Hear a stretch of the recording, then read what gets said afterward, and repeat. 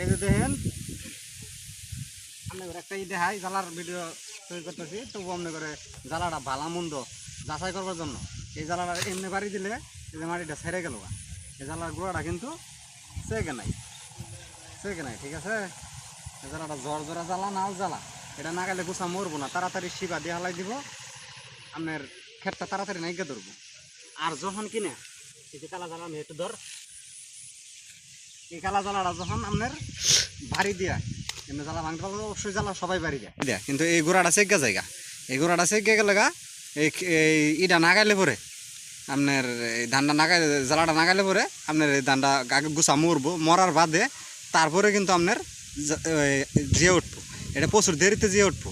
এই বাড়ি খাওয়ার কারণে খুশির সংখ্যা কম দিব, আর এটা খুশির সংখ্যা বেশি দিব। সবাই তো আমরা চাষবাস করি, কিন্তু চাষবাস করার মধ্যেও কিন্তু একটু টেকনিক আছে, এই টেকনিকটা আপনাদের জন্য তুলে ধরলাম, ঠিক আছে। এটার গোড়াটা কিন্তু শক্ত, এটার গোড়াটা কিন্তু নরম, আর এটা কালা, এটা সারটা এখানে কেউ খেত না কানি 10 দিন টাইম আছে, কেউ জ্বালামো সার দেবেন না, এরকম হার্ড হবার চেষ্টা করুন।